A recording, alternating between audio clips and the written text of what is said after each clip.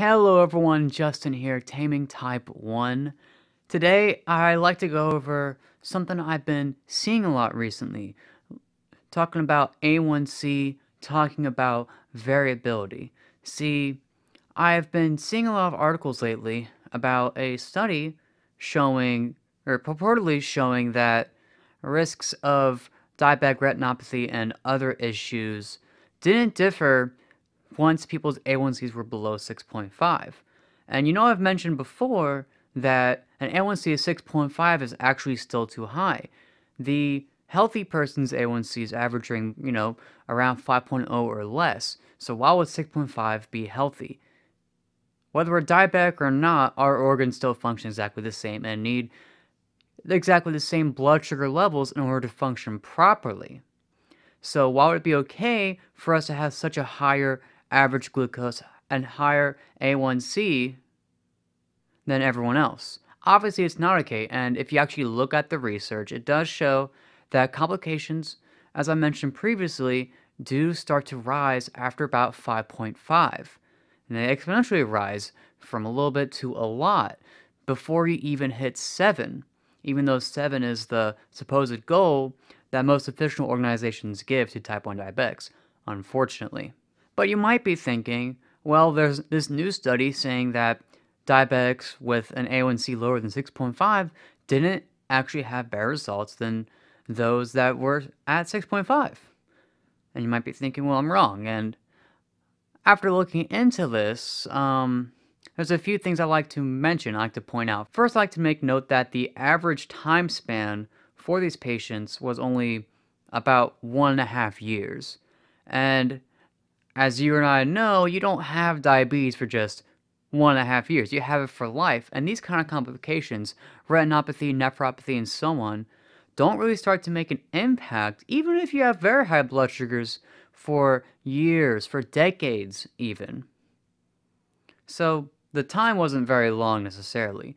And even in other studies, such as the Accord study, that said a similar thing and actually seemed to show that people with a very low A1C of below 6 actually had a higher mortality rates, stuff like that, what they're doing isn't the low-carb approach. What they're doing is intensive insulin management, as in you're only getting that A1C to 6.5 below, not by eating right, not by cutting out carbs, not by truly taming type 1, but from using a ton of insulin to cover a ton of carbs. And that's not a good approach. That's not what I recommend at all, because what you're going to do, you're going to eat a ton of carbs, your blood sugar is going to spike, you're going to take up insulin, and it's going to rocket back down. You're going to be on a constant roller coaster, and that's not healthy. And that brings me to my main point of this video, and it's that A1C is not everything. A1C is just one measure. All it's really showing is your average blood sugar over time in a lot of ways, based on how glycated your proteins are. It is just one measure, and it is not even that indicative of your variability, of a whole host of other factors that impact your health in the long run. Now, the biggest thing that actually, and might even be more than A1C, the reason we use A1C is because it's so easy to measure, but one thing that might impact it more is just your glycemic variability. That basically means how high you get, how low you get, if you're on a roller coaster, if you're stewing at a rolling hill or even a flat line. That's variability. The more variable, the worse you're going to be. Because if your blood sugar is just all over the place, then your body is going to be all over the place too, and that's obviously not a good place to be. So, how do you measure glycemic variability? Well, there are a few ways, and I'm going to start with the basics. Of course, you have your mean blood glucose level, which shows your average blood glucose, and you want to be that as low as possible. You want that to be at, 100, 80 to 100. That's the ideal. That's where a healthy person is at, and obviously that's where you would like to be at. But beyond that, there's something called standard deviation. Standard deviation is basically how far your glucose deviates from that average day to day. And so the lower the standard deviation, the better your health, because a lower standard deviation means there's less variability between that average.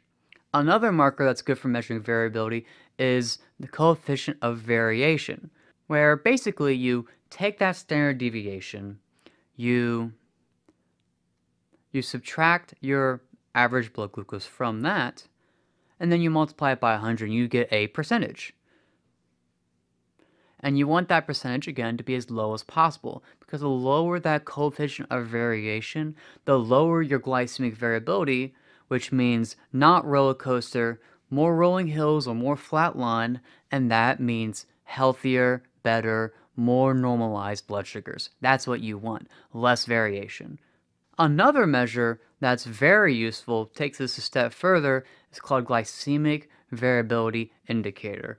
Brought up to me by a wonderful diabetic, really good at the math, really talented individual named Simon Lee Wallace. This measure basically, it actually comes with a few CGMs, they'll calculate it for you, but it's basically like looking at a string. Imagine you have a string, right?